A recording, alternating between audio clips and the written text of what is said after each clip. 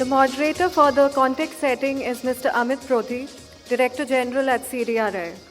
Amit Prothi brings extensive experience in urban planning and infrastructure resilience across multiple countries.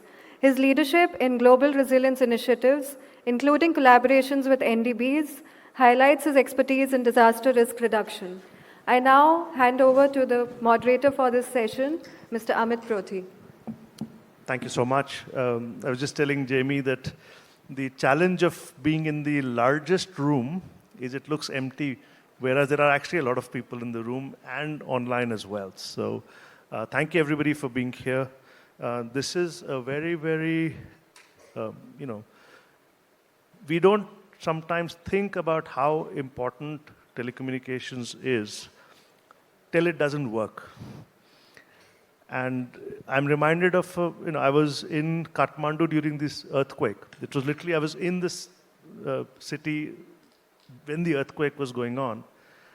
And I had the presence of mind to send a text to my wife, who was at that time in Vietnam, to say there's an earthquake going on and I'm okay. Luckily, this was in the first 30 seconds, the text went through. For about an hour and a half after that, there was no communication. So can you imagine the plight of our families, others who don't know what's going on if telecommunication doesn't work? So for CDRI, this is an incredibly important topic, and we're trying to see how we can set some frameworks to understand resilience in the telecommunications sector and how we can bring that to other countries. Today's session is on navigating investments for telecommunication infrastructure resilience, a global imperative. It's being co-curated by CDRI and the Department of Telecommunications, DOT, India. The rationale for financing telecommunication infrastructure resilience, again, I've just shared my example, but if you look around the world, we saw in Tonga in 2022, a volcanic eruption damaged an undersea cable, leaving the island state with limited connectivity for over a month. The Nepal earthquake damaged the backhaul network and damaged mobile towers, affecting emergency communications. Japan's 2011 earthquake damaged close to 8,000 mobile towers and telecommunication facilities. The 2023 floods last year left mobile towers dysfunctional due to power outages and damaged supporting equipment on the ground. When you look at the economic impact of telecom infrastructure failures, there are a lot of numbers out there. We have done analysis through our global biennial report that we launched last year, and we found that the average annual loss for wireless services could be approximately $650+ million just in the disruption to services across the world. Again, these are numbers based on a global risk model that we've prepared for a variety of infrastructures. In 2021 alone, the telecom industry faced losses of over $42 billion due to network outages. This was including outdated software, hardware, hurricanes and floods, as well as human error. And they've estimated that 1 minute of downtime globally can cost something like $5,600 per minute. We're all dependent on digital connectivity. I don't think any of us is in this room who doesn't have a mobile phone. But that's not just about mobile phones. Our cars are connected, our fridges are getting connected, our air conditioners are getting connected. So, it is projected that by next year, there will be 75 billion connected devices worldwide. And this does not include phones. The vulnerability of underserved communities is another point I want to highlight. Approximately 3.7 billion people, or nearly half of the global population, still lacks reliable internet connectivity. I think some of us remember what happened during COVID. The families who had connectivity, internet connectivity, devices, the kids were able to study. But a lot of other kids who didn't have access, didn't have devices, suffered from not having access to education. There's an insurance gap coverage. There are incredible future needs. The GSMA estimates that an additional 300 billion in infrastructure investment will be required over the next decade to ensure universal and resilient mobile broadband coverage, with climate resilience considerations adding something like 15 to 20% to infrastructure costs. And of course, there are societal and development implications of resilient infrastructure. It's important for SDGs. We can start to see the whole, focus on telemedicine. We heard the ambassador this morning talk about how, telemedicine capacity building was happening in Haiti. It's a new field, but it relies again on telecommunication. Similarly, a lot of focus on e-learning platforms. CDRI has just launched an e-learning platform today. Digital financial services, et cetera, et cetera, et cetera. So, I'm just wanting to, sometimes it's important to remember why telecommunications is an incredibly important critical infrastructure sector that we need to think about from a resilience perspective. With that, it's my pleasure to invite Dr. Neeraj Mittal, Chairman of the Digital Communications Commissions and Secretary Telecommunications at the Department of Telecommunications, Ministry of Communications, for his keynote speech. Dr. Mittal is a senior IAS, Indian Administrative Service Officer of Tamil Nadu cadre, is a BTech engineer in electrical engineering from IIT Kanpur, one of India's most preeminent universities. He has an MBA from Cranfield University in the UK and PhD from Ohio State University in Management Information Systems. He started his career as an IAS officer in 1992. He has held various administrative positions in the fields of land and revenue management, mines and minerals, IT communication, e-governance. During his stint in central deputation, he worked in Department of Telecom, Ministry of Commerce and Industry, and Ministry of Petroleum and Natural Gas. While working as Joint Secretary in the Ministry of Petroleum and Natural Gas, he was instrumental in rolling out the cash transfer program in LPG and Give It Up campaign. He has also served as senior advisor to the executive director of the World Bank in Washington, D.C. He held important positions as CEO of Tamil Nadu Industrial Guidance and Export Promotion Bureau, Additional Chief Secretary, Information Technology and Digital Services Department, and MD and CEO of Tamil Nadu Urban Finance and Infrastructure Development Corporation. Thank you, Dr. Mittal. I'll invite you for your comments.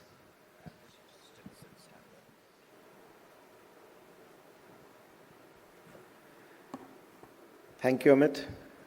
My colleagues here on the dais and guests here. I'm really, excited to be here today because I think this is the first time the CDRI has, included a session on the role of telecom in disaster, post-disaster recovery efforts. I think it is critical that we realize that, as Amit described, that if you do not have telecommunications post-disaster, the recovery efforts can simply come to a naught. It is a single point of failure. And with growing incidence of various kinds of disasters, increasing frequency, I think we need to really think through and build our infrastructure which is resilient by design. Fortunately for us, the telecommunication infrastructure in India has been quite robust. The 5G services have been rolled out pretty fast. We have roughly about 3 lakh BTSs available. The digital connectivity program of Government of India is rolling out optical fiber right up to the village panchayats. With so much investment going on in the telecommunications sector, our response to various disasters in the recent times has been nothing short of excellent, because we have not really lost any lives in the last few known disasters which have struck India in various forms. The Telecommunications Department has also been focusing on developing specialized functional softwares and platforms to communicate disaster warnings before the disaster strikes. And the Cell Alert Protocol, which was developed by Government of India's agencies, NDMA, along with Center for Development of Telematics, has been a great lifesaver. Its use in various states has been phenomenal. It has helped in warning people to move out from where the disasters like cyclones or floods are likely to strike, and has been a center stone in our strategy to warn people in advance. As disasters continue to grow, both in frequency and in scale and in intensity, we need to work together with institutions like CDRI to share our learnings from each other, to make sure that what mistakes are committed at one place are not committed again in other countries. So I'm happy to know that a study is being carried out jointly with CDRI and Department of Telecommunications on what kind of mistakes can be avoided, which are very critical during a disaster. They're not mistakes because they're very reasonable and logical otherwise.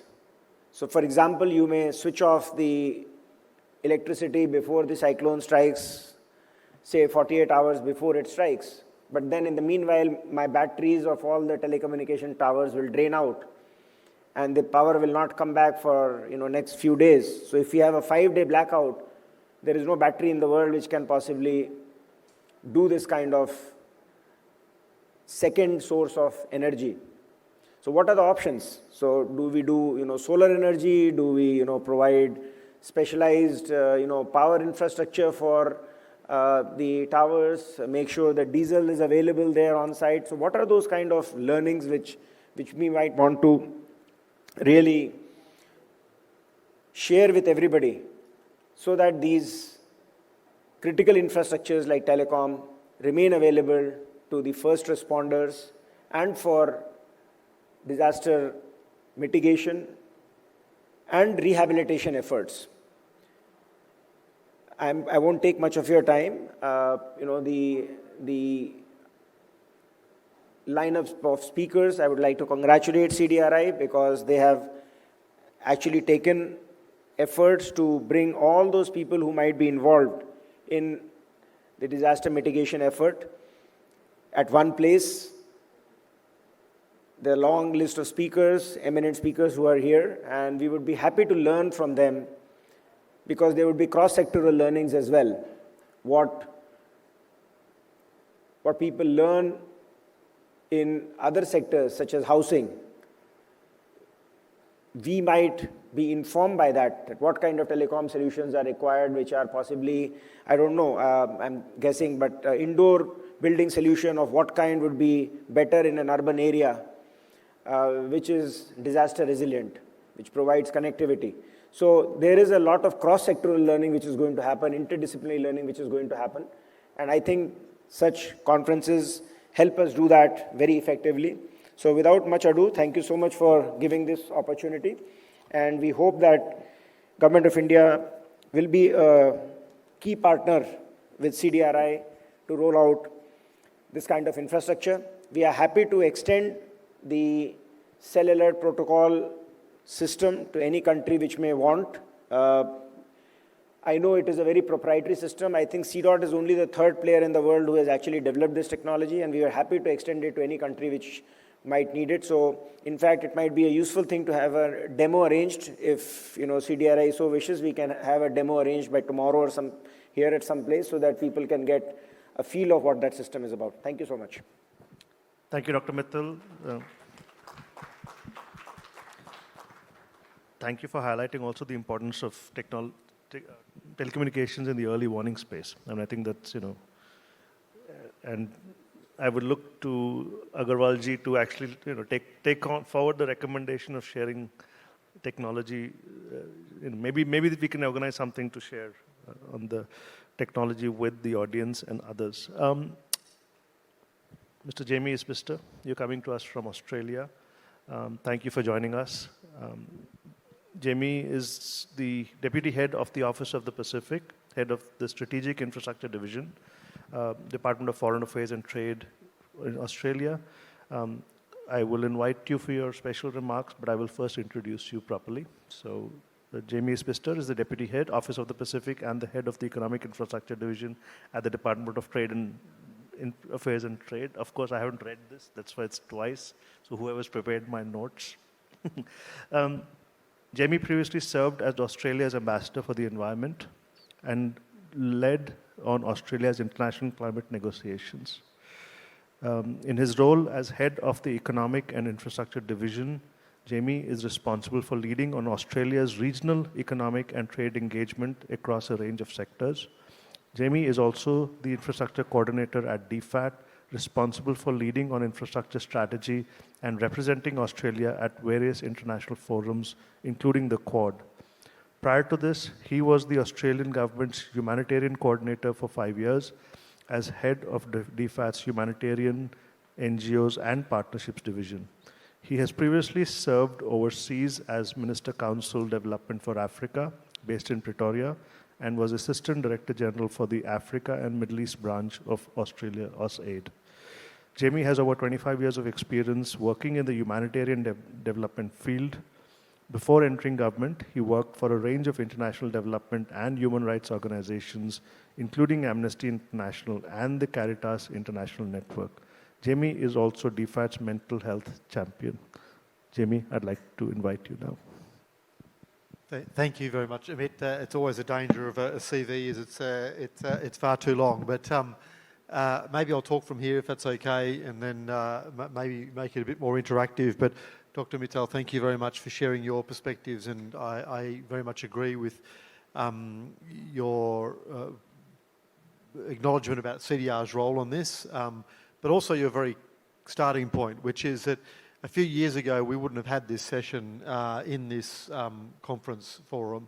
In the past, people would have said, why digital connectivity? I mean, when you're dealing with disasters and disaster preparedness, fundamentally, it's about sort of water security, it's about access to health, it's about access to recovery in supply chains and transport. But all of those today are dependent upon connectivity. And this is a point Dr. Mittal was saying, is that if you don't have digital connectivity, we know increasingly that health services become unavailable. Your ability to manage supply chains have gone.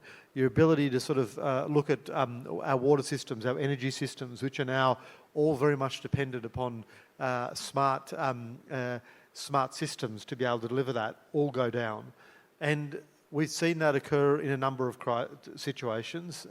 You mentioned the Tonga crisis, where Tonga for two weeks basically had no digital connectivity.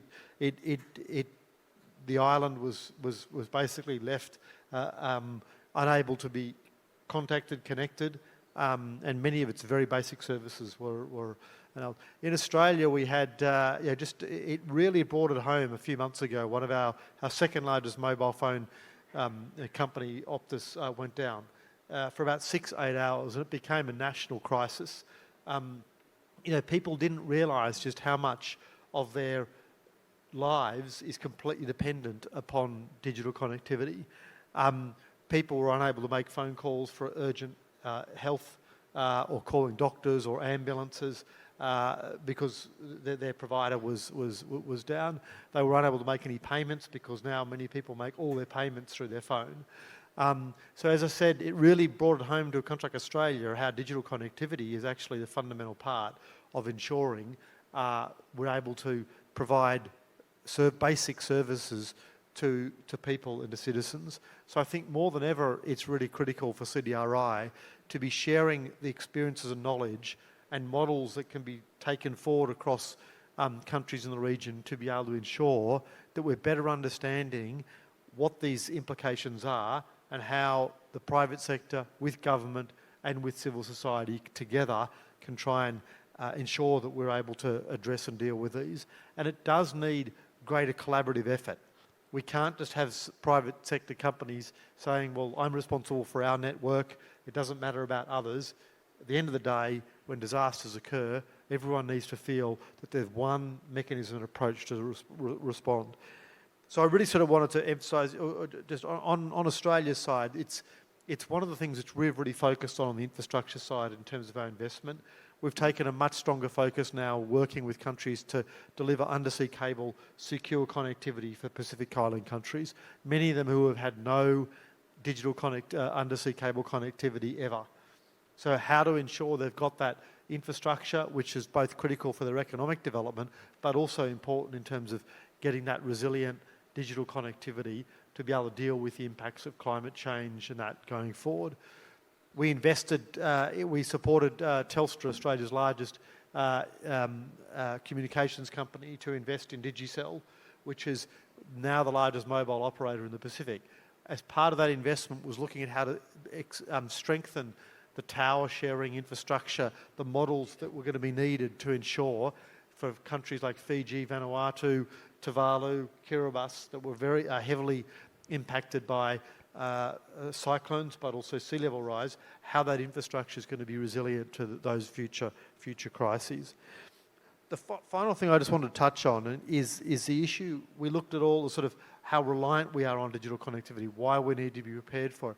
The other side of it is the opportunity it provides to assist in effective response. And I'll highlight two things. One of them is digital connectivity. We've all got phones, as Amit said. We've all got ability to often get immediate information. Digital connectivity is a way of getting data in the hands of people directly, not being dependent upon governments down through different layers or even private sector, but people being able to not just get earthquake warnings, weather warnings, but also longer term forecasts. Being able to understand on their phone, farmers in Australia and elsewhere, to know what is the current forecast over the next 6 months, what might it mean for what crops I plant and when I might plant them. And so that digital connectivity has been a real driver in terms of, through apps and other information, how people can better understand the ways to build resilience in their businesses, in their households, etc.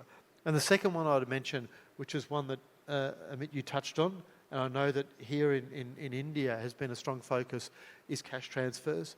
This is through our phones and digital connectivity after a disaster, there's the ability to make payments within hours for communities to then be able to look at how they can support and deal with critical needs, both on the relief but the recovery. So I put those two as opportunities where we've got to think about how do we not only deal with the resilience and recovery of digital connectivity for a disaster, but also how can we use it as a mechanism to empower and, as Dr. Mishra said this morning, deal with the last mile. How you're not looking at everything through the layers of government, but directly getting resources and information in the hands of individuals and businesses. Thanks. Thank you so much. I mean, I think this, yes. You know, we have gotten so used to, you know, it's a joke in my house that we don't carry cash anymore, right? Because you don't need it. And you go, even a vendor in the street now has a little, you know, Paytm maybe no longer, but, you know, PayZapp and other things, but there is a QR code and all of us are pulling out our phones and paying. But if that is interrupted, the livelihood of some people who are, you know, maybe marginalized already, who are dependent on their daily wages, are now relying on technology. And if there's a disruption, the impact can be massive. And I think this is important. Sometimes we forget how important technology is becoming for us. So thank you for, you know, highlighting these 2 points as well. I'm going to turn to Ms. Madhu Arora, who's a member of technology at DOT, Ministry of Communications. Ms. Arora has completed her graduation from Delhi University and her post-graduation from the University of Queensland, Australia. Okay, so you're sitting next to Jamie. In 1988, she commenced her career with the Indian Telecom Services, dedicating approximately 3 decades to various roles within the Government of India and its subsidiaries, including BSNL and MTNL. During her tenure as Chief General Manager of BSNL's West Bengal Telecom Circle, significant advancements were achieved across all domains, encompassing enhanced financial performance, improved operational KPIs, and successful implementation of BharatNet. Sri Madhu Arora further ascended in her career, assuming the role of Member Technology at the Digital Communications Commission, effective of April 1, 2024. Congratulations, ma'am. In this esteemed position, she is entrusted with initiating policy decisions, driving technological advancements, and leading strategic decision-making in the telecommunications sector. Ma'am, over to you.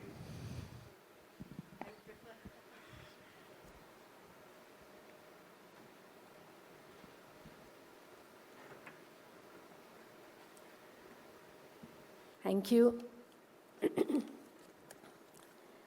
Distinguished speakers on the dais and all the participants in this session, a very warm good morning to all of you. First of all, I really wish to compliment CDRI for organizing this conference on the extremely vital issue of digital resilient infrastructure. This issue is gaining a lot of urgency and, of course, the prominence due to rising frequency, as we all see around, and severity of the extreme weather events. The significance of telecom infrastructure, especially in disaster situations, cannot be overstated, especially their role in providing early warnings, as our secretary was mentioning, and further then facilitating relief and rescue operations. Strategic investments are imperative, very, very imperative to steer through this complicated landscape and to safeguard our telecom networks. Investing today for a more resilient tomorrow is not only prudent, but also it's essential for ensuring continuity in the face of adversity. In this context, this current session, which is on navigating investments for telecom infrastructure resilience, assumes high importance. There is need to explore innovative funding mechanisms, especially considering that there are financial constraints and the low average revenue per per subscriber, the RPU figures of the TSPs in developing nations like India. In this context, harnessing the potential of public-private partnerships and exploring global funds and alternative financial options are essential steps. A comprehensive approach that integrates public incentive along with private sector mobilization is necessary for effective systematic changes. We see promising developments happening in the establishment of large-scale public safety communication networks under the public-private partnership PPP model. These networks provide reliable voice, video, data, communication facilities, not only to the disaster relief agencies, but also to the affected populace. The successful implementation of BB broadband PPDR initiatives in various countries, such as USA, serve as compelling example of effective PPD models even in India. Actually, India, along with other European nations like Belgium, France, and Finland, has embarked on implementing the PPDR network, demonstrating the potential of collaborative framework between governments and the telecom service providers in bolstering the infrastructure resilience. It's heartening to see the recognition by the CDRI of the importance of financing for strengthening this infrastructure.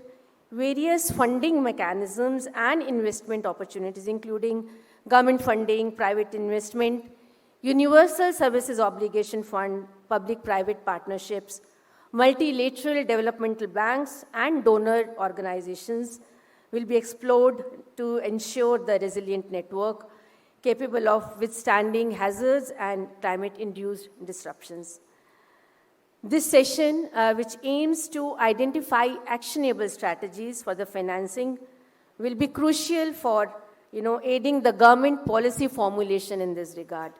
I extend my sincere wishes for fruitful interactions during the session and utmost success of the event. May each conversation and exchange of ideas that you all will have lead to very valuable insights and meaningful outcomes, contributing significantly to the collective understanding and progress in navigating investment for the telecom infrastructure resilience. Thank you so much, and all the best for this session. Thank you, ma'am. Thank you for highlighting, funding is incredibly critical if we want to achieve resilience, and how do we do it is going to be important, and partly the discussion will be, our opening comments will now be followed by a panel. But before we do that, and you've mentioned the study, and you've mentioned the study, and I've mentioned the study. So I just want to highlight that, we are at CDRI working with DOT on something that we've called the Disaster Risk and Resilience Assessment Framework Study. We have a short video that talks a little bit about it. We're looking at 5 states in India: Assam, Odisha, Tamil Nadu, Gujarat, and Uttarakhand, which have different hazard profiles, to start to understand how do you look at resilience across a variety of geographies. The idea is that it will be a framework, and that framework will be available to share across member countries. So that's the way we are approaching it. I think the study is going to be ready in the next 2 to 3 months. We will be launching it in 2 to 3 months, but early, what we are finding, we will share actually after the video. So I'd like to have the video played now. Natural hazards often disrupt telecommunications infrastructure systems during disaster. Such disruptions significantly impact communities, businesses, service delivery, and response activities. CDRI is developing the first-ever comprehensive disaster risk and resilience assessment framework and roadmap for strengthening the resiliency of the telecommunications sector.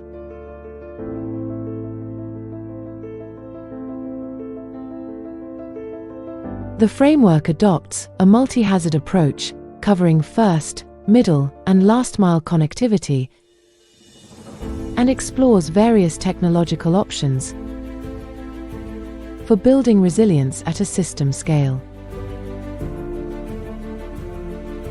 The comprehensive assessment, considering 5 key dimensions, will set a precedence for telcos and governments to strengthen the resiliency of telecommunications sector across geographies. This will help reduce physical damage and financial losses, improving service delivery, and ensure business continuity through seamless connectivity. For more details, contact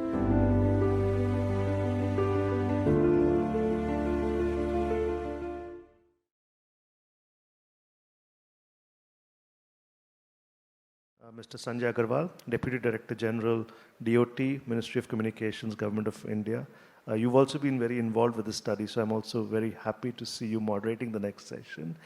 Mr. Agarwal is a gold medalist in computer science from Indian Institute of Technology, Delhi, serves as the Deputy Director General in the Ministry of Communications. He has, actually his mandate is on disaster management. He has extensive experience in telecom, road infrastructure, and IT sectors, and he specializes in project planning, implementation, and disaster management. Sanjay ji, over to you.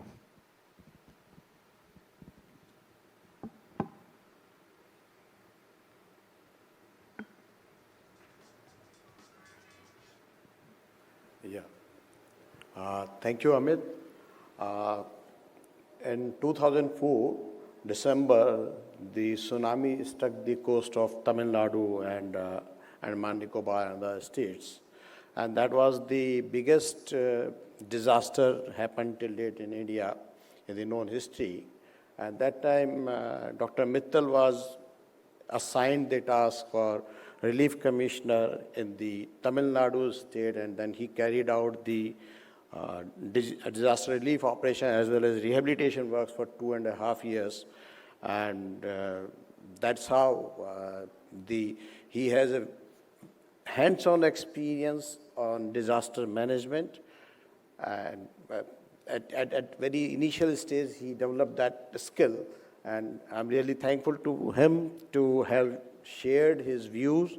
And immediately within 4 or 5 minutes, he issued certain directions as head of the Ministry of Telecommunication to us that, yes, what are the other options we can carry, and I'm really thankful to sir. And I'm also thankful to Mr. Jimmy Wister, Deputy Head of Foreign Affairs from Government of Australia. He has traveled to all the distance to be a part of this session, and I'm really thankful. He particularly stressed out on the forecasting and then definitely the dissemination of alerts, and that is a very valid point. I'm again thankful to Ma'am Madhu Arora. She made a time out of her busy schedule, and she rightly pointed out that yes, BBPPDR is the next thing to provide a connectivity to all of the agencies under any circumstances of different disasters, and it is a perfect model for PPP. That means when some government organizations invest in terms of spectrum, give some money, and then we use private infrastructure. We'll talk about it in detail, but this is something which she shared, and I'm really thankful to her. And of course, I am thankful to DG CDRI and his team to have organized one particular session on telecommunication for last 3 years. What I have been seeing that there have been always a discussion on the infrastructure part, but today telecom has become really important. Even in different ministerial discussions, we are finding the increasing role of telecom in disaster management and relief operations. And at the last and not least, I'm really thankful to all the participants who have come across here from 39 different countries and 7 unilateral organizations like UN, World Bank, Asia Development Bank, and other organizations. So I'm thankful to one of all. And now I'll request all the dignitaries on the dais to join us for a photograph session. And thereafter, there will be a panel discussion. Thank you.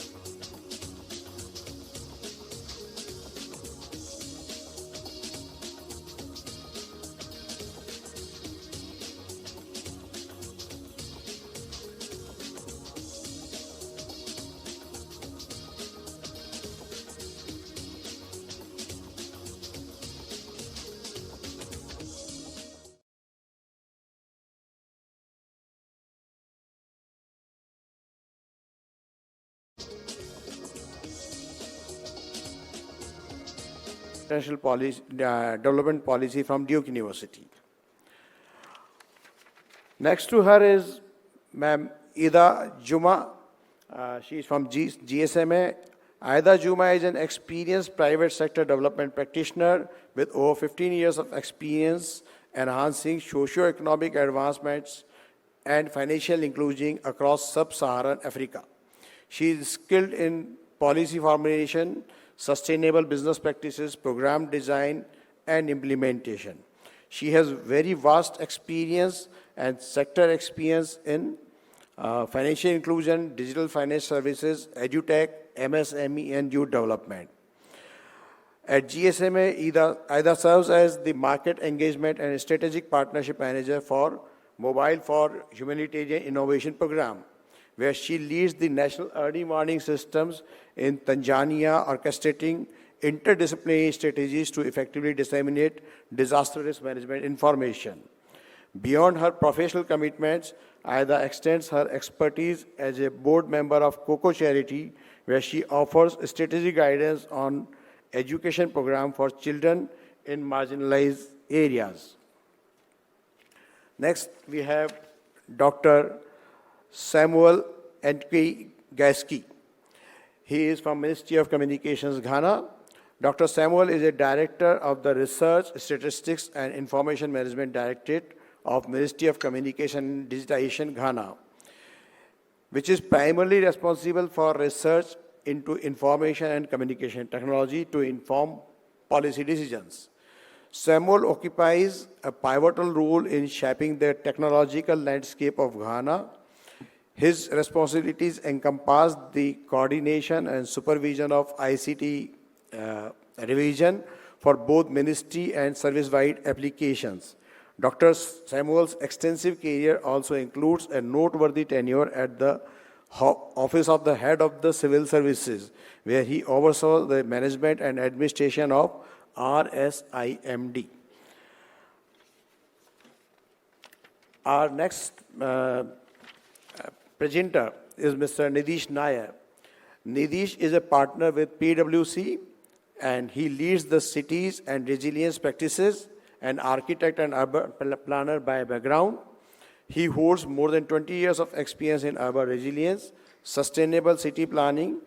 He has led a wide range of projects around infrastructure, climate finance, affordable housing, climate smart land use planning, as well as climate and disaster management for critical infrastructure sector as power, telecom. He has worked with governments, donor agencies, think tanks, and private sector.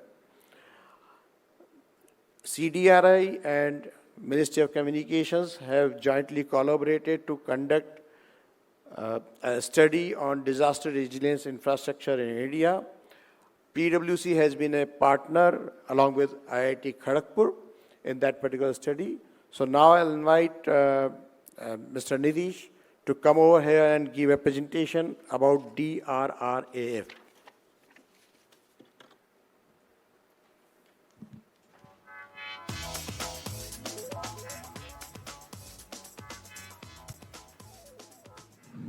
Thank you, Agrawal sir.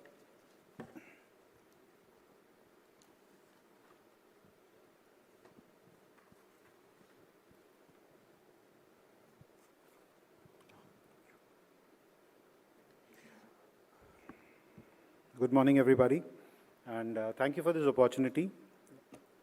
What we are going to speak about here today is basically, taking forward from the discussion we had in the morning. Can we go to the slide, please? The next one. Next. Next. Yeah. An overall study, the coverage is basically looking at the various impacts of disaster. We've catalogued a few. We have a brief snapshot in terms of what is the coverage of this study and the expected outcomes under this. Key insights coming from ground level, the detailed consultations that we have done in terms of in the selected states, going up to the block level and district level communities in terms of impacts and what they would expect from this study that is there, risk mapping that we have done, and how we've arrived at a proposed framework for disaster resiliency in telecom sector, especially related to natural disasters. Next, please. Some of these numbers were shared earlier. At a global level, there has been an impact which has been recorded, especially when you're looking at impacts to base stations because of earthquake, or to the cell sites which caused damage as a part of the wildfire that was there. Telecom masts which got damaged during floods which were there, and an earlier reference was made in this conversation regarding the undersea cable getting damaged because of volcanoes, etc. At a global level, the impacts, the losses have been recorded.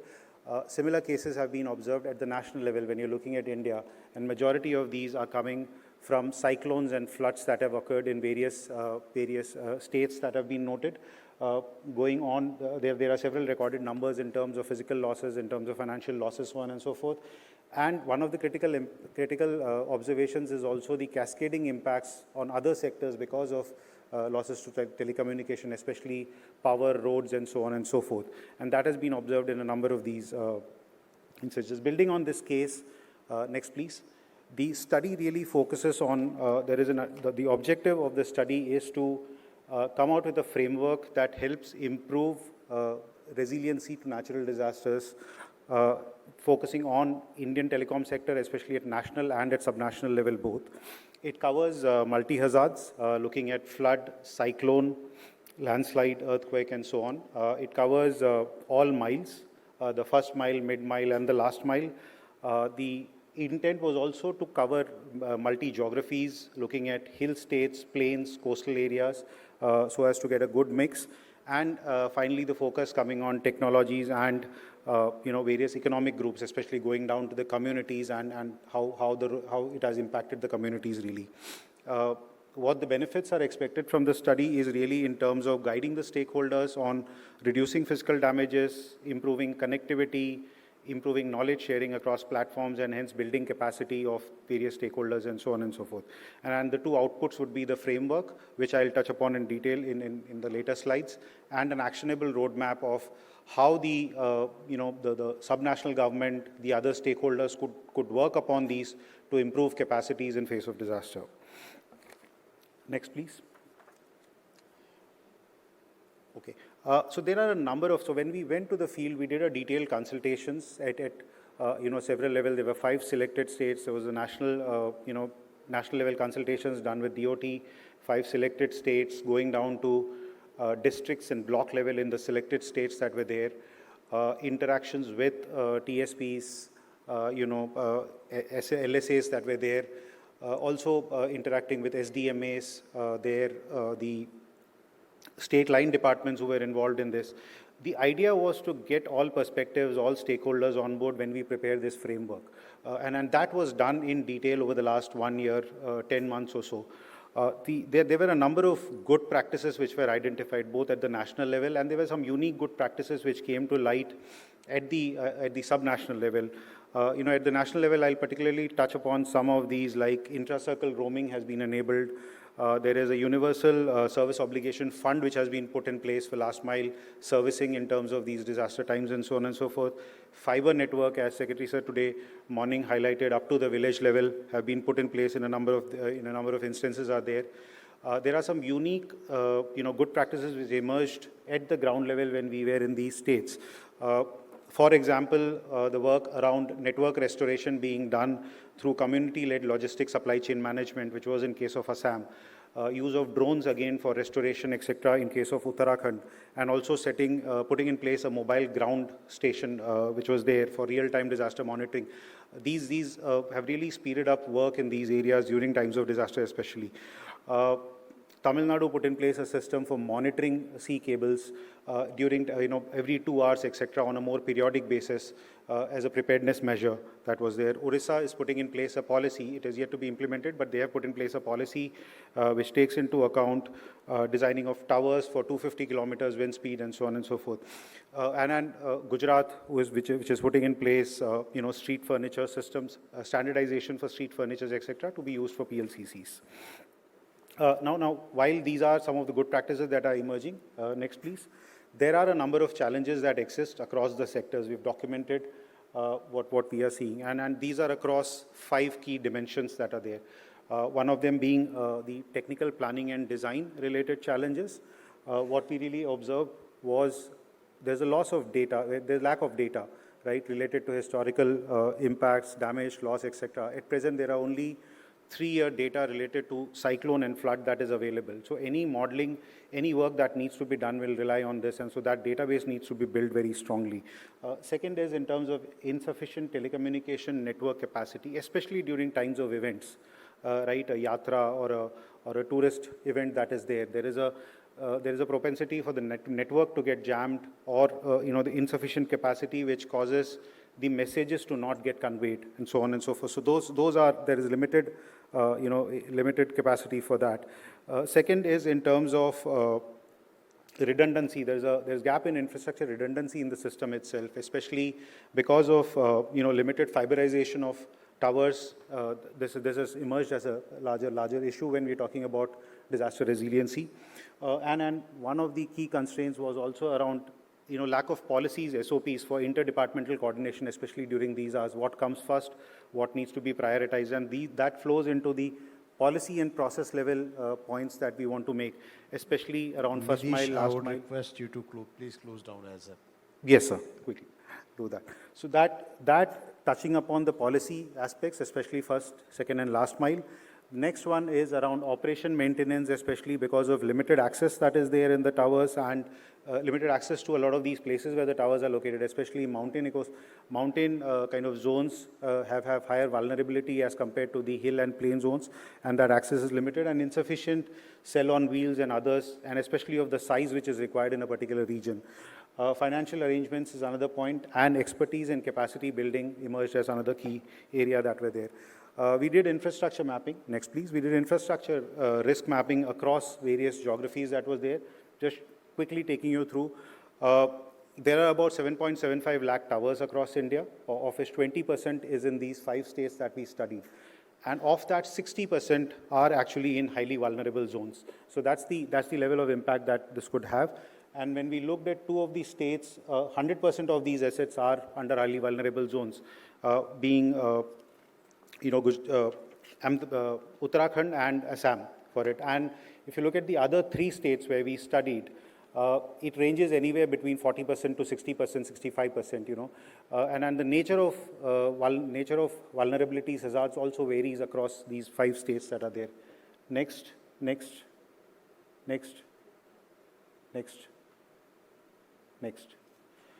So using all of these as inputs, we have building blocks which were used to develop this risk and resilience assessment framework. And there is a 5-pillar framework that we're focusing on across 2 layers.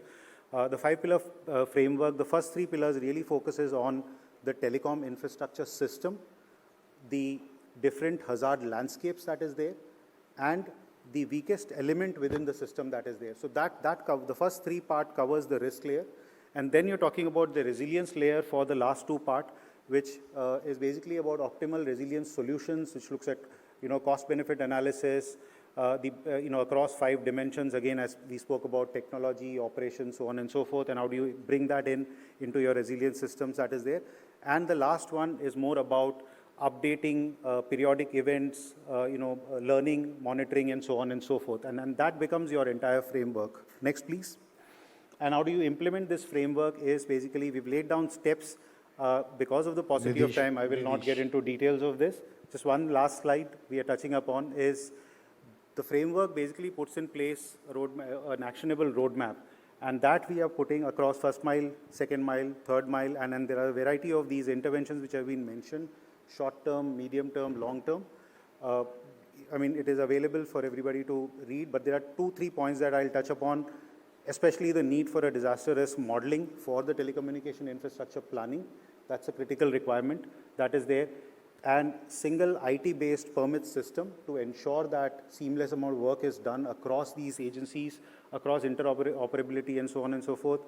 A GIS-based mapping for countrywide telecommunication network, and can all of that convert into a resiliency index for the telecommunications sector. I'll touch upon only these 4 points, but the rest of it is available for discussion and feedback. Thank you so much. Thank you, Nilesh, for sharing the intensive and extensive study done for the disaster risk resilience framework and creating the index. Now I'm immediately going to move on to Mr. Walid. Mr. Walid, since you are working as head of the... Mr. Walid, are you there? Here. Yeah. So since you are head of the Future Networks and Spectrum Management Division, which is very crucial, I'll come to your question straight. What role does ITU play to ensure telecommunication infrastructure is resilient to climate-induced disasters? And how can future networks and spectrum be used for disaster resilience and address financial challenges in implementing these solutions? Thank you very much. It's a pleasure and an honor to be here among the esteemed panelists, and thank you very much for the invitation. Indeed, at ITU, we work on several aspects for resilience and green and energy efficiency for ICT networks. So ITU is organized in 3 main sectors. We have the radio sector, who works mainly on wireless and radio regulations for IMT technologies, and the commercial terms for those are the 3G, 4G, and 5G series. So within the work of the radio sector regulation, we just finalized the World Radio Conference, that is a quadrennial conference that happens every year. The last one was in December in Dubai, the UAE, where all the member states and all the private sector partners come together to define the spectrum bands and the radio frequency that will be used for the ICT networks, including satellite communication, as well as like terrestrial services and space services. So in these discussions, of course, we try to ensure that there is enough capacity for the different services, that there's enough radio bandwidth for the IMT technologies and for the wireless cellular networks, as well as like other technologies as Wi-Fi, as well as like astronomy services and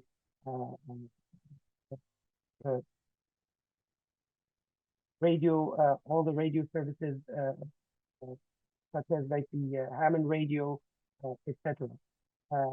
It is very critical to secure enough spectrum for all the services, because in some of the remote regions and the rural regions, many services rely on the on the Hammond radio, for example, for islands, for remote islands. So there's a lot of work that is being done, working closely with the small island states and the least developing countries and the landlocked countries to secure that there is enough spectrum for all the rural areas and the remote areas to be able to communicate. So that's the part for the radio sector. The other part, we have also the standardization sector. And on the standardization sector, we work on radio communication and ICT standards.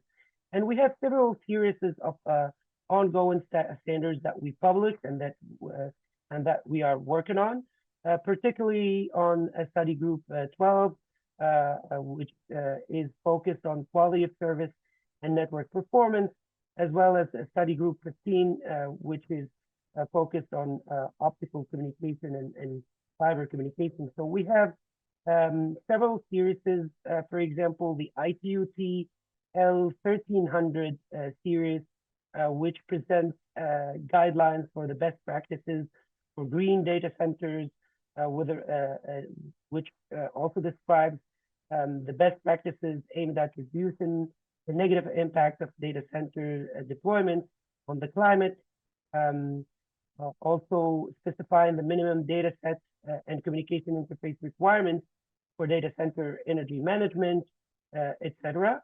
And we do also have like the E800 series, which is more into, refers more into the framework for service availability and the general principles for service availability and service dependability, etc. And last but not least, we have the Y1500 series, which gives specifications on the network performance objectives for IP-based services. So that's on the standardization piece. And the last piece within ITU is the ITU-D, so it's the development sector that works hand in hand closely with our member states in assisting them in bridging the digital divide and trying to connect the unconnected and the rural areas. And that work touches on many aspects, primarily working with the regulators on advising on the best practices for putting in place the right regulations to enable the extension of ICT networks, as well as working with the private sector and with partners to be able to facilitate and attract more investment in the rural areas for deployment of ICT networks. And in that regard, when we're in assisting our member states, including the small islands, we try to factor in resilience as an upfront requirement for investing in networks. And in that front, we are trying to publish tools and publish and make trainings available on how to best design network and how to what are the best practices for network architectures, like for example, designing ring topologies for last mile connectivity. We are also publishing open source tools for financial modeling to be able to understand the CapEx and the OpEx implication of designing around resiliency. The challenge is that, as mentioned earlier, the return on investment time frame for the network for the service providers and the ISPs is very short, and usually the CapEx is a sensitive discussion. However, we're trying to kind of introduce this change to factor in resiliency, because on the long term, where we factor in the operation expenses, the returns on investment are much better when resiliency is taught upfront. And the last piece on the ITU-D that we're seeing and that we're noticing from our member states, as we're entering this multi-technology era with the improved bandwidth and performance for satellite constellations and all these non-terrestrial network discussions, etc., we're entering this hybrid multi-technology world where resilience needs to be thought also at a global level in terms of a framework that could allow fallback between different technologies. And that framework does not necessarily exist today. For example, when the earthquake happened in Tonga that impacted the submarine cable and cut off the connectivity for the island, there's no real framework to activate some sort of satellite backhaul or non-terrestrial or direct-to-cell connectivity. And the government and the regulator of Tonga had to reach in a one-on-one, peer-to-peer relationship, trying to pick up calls to service providers and try to find ways how to bring connectivity to the impacted areas. That shouldn't be a way of establishing connectivity for the population. There should be an international framework where there is a direct process on how to switch between fiber connectivity to satellite connectivity, non-terrestrial to direct cell in a seamless way for the end user, and being able to tackle the resiliency challenge with multi-stakeholder partnership. Mr. Walid. I will stop there and give you back the floor. Yeah, Mr. Walid, actually, I'm really thankful to you that you shared about the best practices which are being adopted by ITU for mitigating the digital divide and promoting open source code and doing financial modeling. But I have one more question to you regarding usage of 400 megahertz spectrum, but I'll come to that later when I'll have a discussion with Ma'am Yuni and Madam Aida. So before that, I'll just put forth a question to Madam Aida. Madam Yuni. Ma'am, this question is very close to my heart in the sense that, yes, we feel a lot of financial constraints in terms of such a fast-changing technological environment where ROI is to be ensured and there's a lot of pressure on the telecom service provider. So under these circumstances, how do you ensure resilience of towers is not compromised in financing the development and maintenance of mobile infrastructure? Thank you, Mr. Sanjay, and thank you, CDRI, for inviting ADB to this important conference. It's, at least from our team's perspective, it's our first time engaging with CDRI, and we're very excited to be here, to be learning, and hope this is the first of many interactions that we'll have, if not collaborations. So on the question, you might be wondering, what does ADB have to do with the ROI of telcos? We are a multilateral development bank, so we invest in critical infrastructures such as telecommunications, and we've invested in submarine cables in the past in the Pacific Islands. We've invested in 4G rollouts in various countries across Asia and the Pacific. We've invested in towercos recently in the Philippines, as well as geosynchronous satellite called Pacific that provides sat broadband services to various parts of Asia and the Pacific as well. So the perspective that I'm sharing is the perspective of an investor, but also learnings from my past life as a employee in a telecommunications industry. So going back to the questions, ROI is obviously very important to commercial entities, but telecommunications industry, mobile network operators are keenly aware that connectivity is critical, and if disrupted, it affects lives of its customers. So the incentives are not always commercial, but coming from the customer demand as well.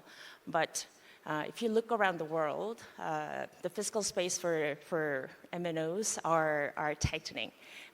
Maybe it's not the case in India, but in a lot of other parts of the countries, the competition is fierce. They're not really monetizing, their services from the past investment.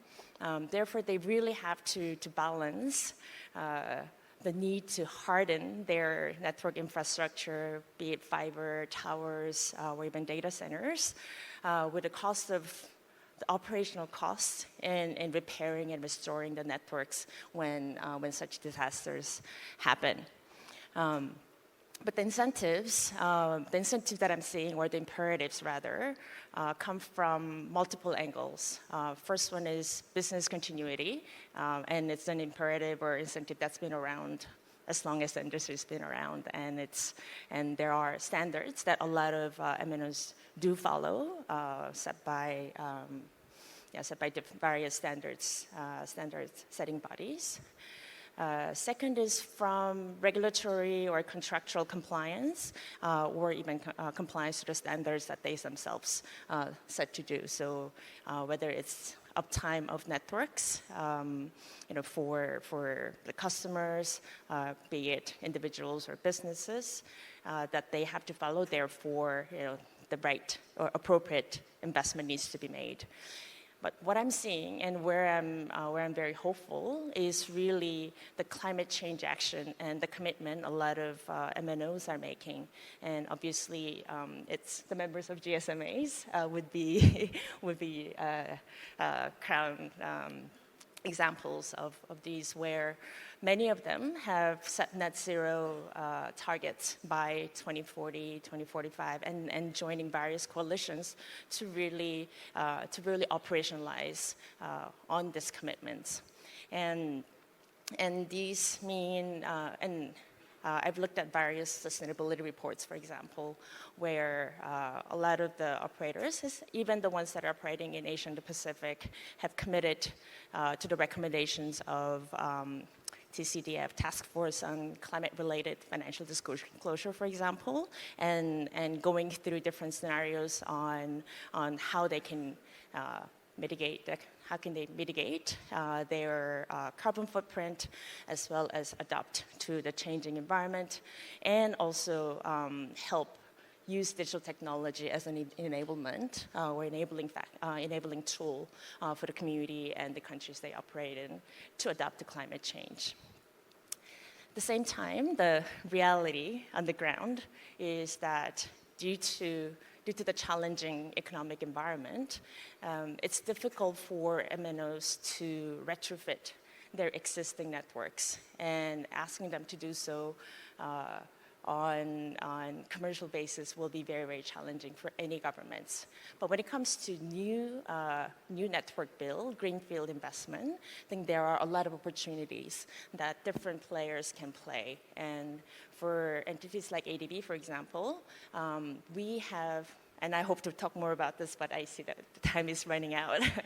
But we have mainstreamed climate action and have committed to align all our projects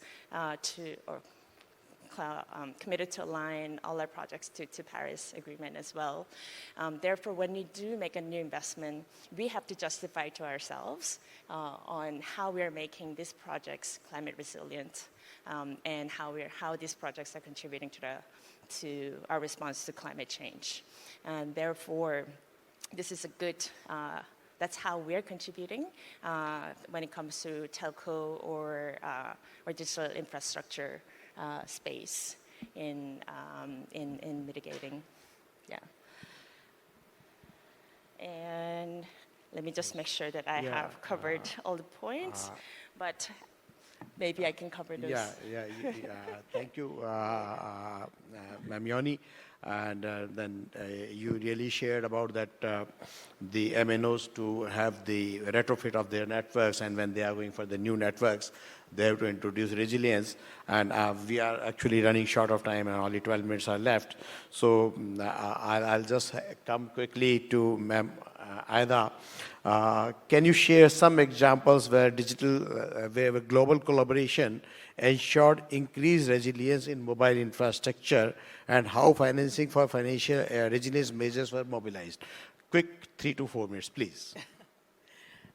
Thank you very much. I think high level, just to tell you who GSMA is, we are a global association of mobile operators, and we bring them together to harness the possible potential of connectivity and how it affects populations. So as GSMA, we have different initiatives that we bring together mobile operators and the policy decision makers to forge preparedness and resilience for humanitarian crisis. So when we look at mobile resilience, we have to be cognizant that the benefits have to balance with the cost of implementing these measures. And so when I look at the current scenario in the context that we operate, particularly in the low middle income countries, we are driving mobile coverage because that is a challenge. In the 2022 mobile coverage report, 15 out of 36 countries that are prone to disaster actually have the highest mobile coverage gaps. But that said, the priorities for mobile network operators is actually to drive this coverage. But when we look at resilience in the mobile infrastructure space, we are looking, what is fundamental is the redundancy. And we are looking at power, we are looking at backhaul, and we are looking at the core infrastructure. So if we are looking at collaborations globally, what has worked and how that has been financed, we are looking at backhaul, for example, looking at overseas marine cables, which have worked in East Africa, where we highly relied on satellite connectivity. We are looking at cell on wheels in the Caribbean, where when the disaster strike and the hurricane, the whole infrastructure, including the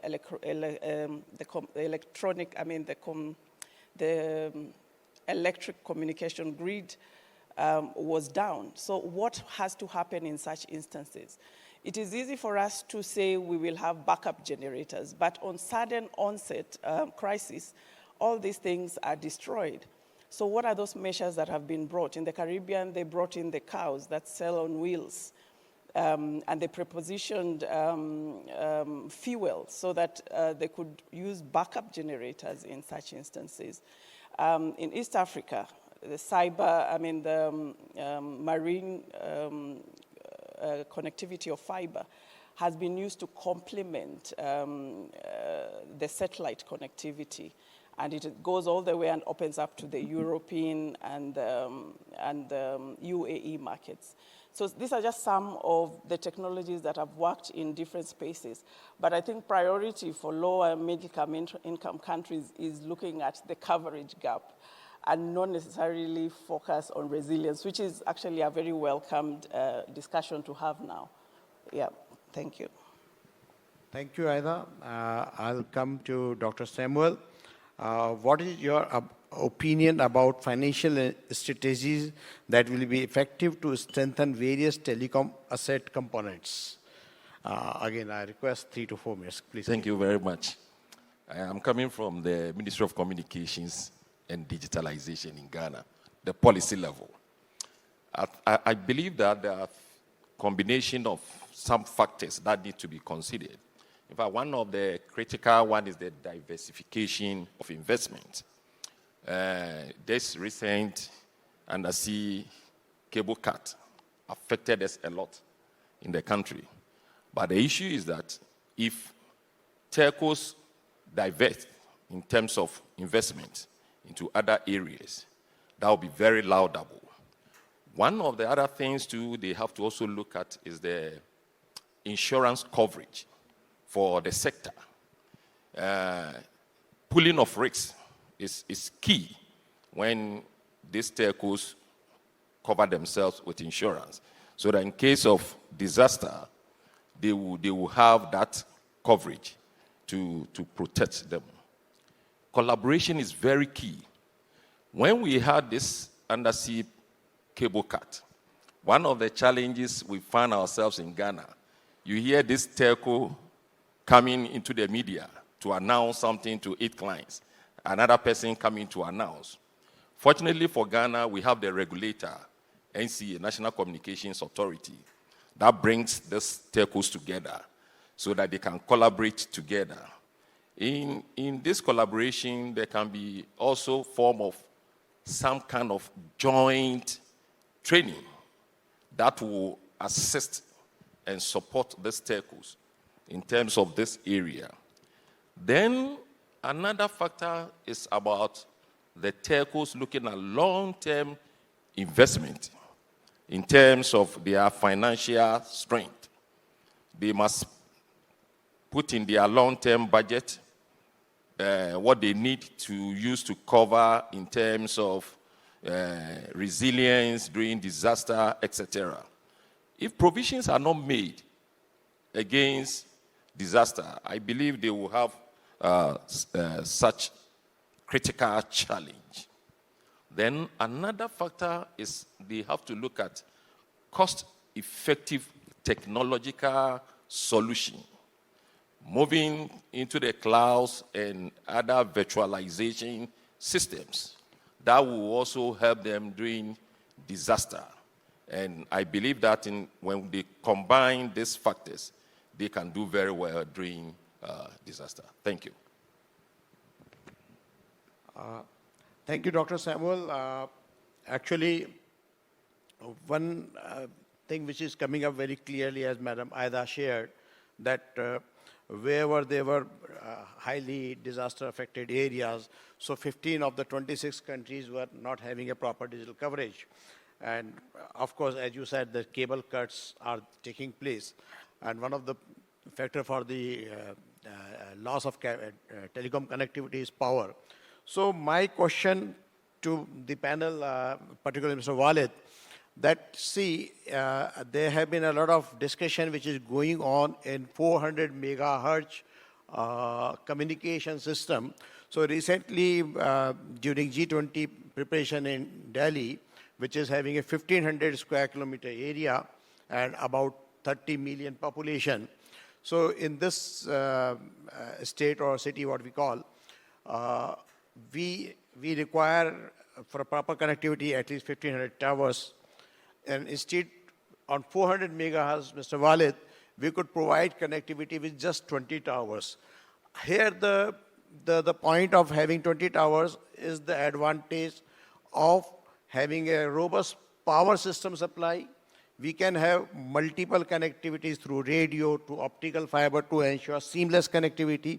So making those 20 towers is resilient is relatively much easier as compared to 1500. Secondly, it is not only going to meet the disaster resilience requirement, it is also going to meet the requirement to mitigate the digital divide. So here, fortunately, we have all of you here. So from Mr. Walid, I'll just put forth this question that what efforts are going on to, what I learned that some 20 megahertz is to be allocated for disaster mitigation purposes, creating some PPDR sort of a network in 400 megahertz band. So what is the take on that? Just quick, 1 or 2 lines, please. So at ITU, actually, we don't tackle the services. We support like the discussions between the members about the frequency bands that should be allocated to certain services, but the usage and the application of that is not part of the ITU mandate. Now, on a personal note, it is true that that spectrum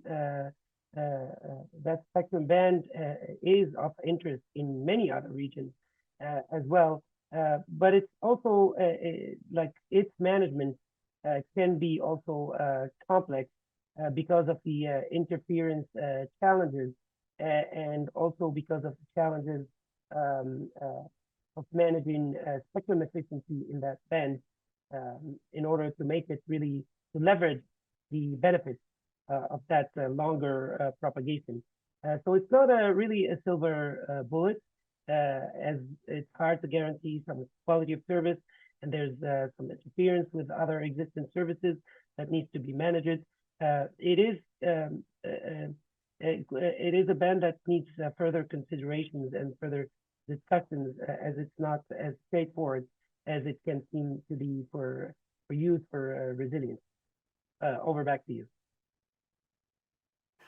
Thank you.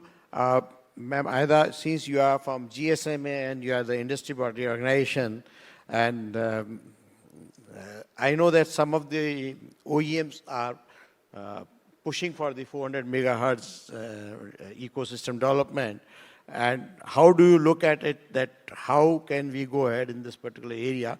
And of course, there will be certain limitations in 400 megahertz band because we'll not be having that much of a bandwidth. But for disaster management, we require text, we require voice, we require image sharing, and some offline small videos. That will be sufficient. So that will also mitigate the digital divide. So what's your take on industries, please? I mean, when it comes to spectrum, again, we go back to the regulators and what is available per every operator. So that can be restricting, but it can also be a great driver in handling resilience and addressing all these components that we need to have in the course of disaster, which is the voice and all that. So I think we go back to the regulator and we see how much they can give in terms of spectrum. Yeah. Dr. Samuel. I think that one of the key things that need to be probably looked at is the information sharing and resources. My country, Ghana, I realized some time back when Telco A, you see the telco digging across everybody's house, putting fiber. The next month, you see another one digging.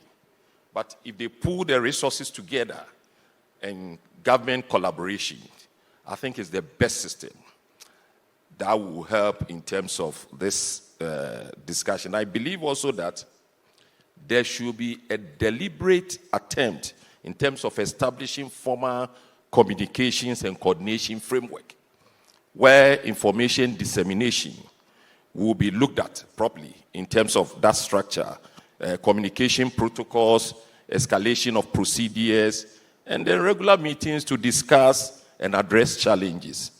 The other thing, too, is about regulatory incentives, where tax incentives, depreciation allowances, etc., will be made available for creating such supportive systems in place. Then regular engagement in terms of collaboration, maybe looking at encouraging and active participation and engagement to ensure that all parties involved are formed. Thank you. My last point is to Ma'am Yoni. I'm looking forward to ADB to take up some innovative step and some projects it can be done. And at CDRI as well as in India as government, we can always collaborate on such a thing.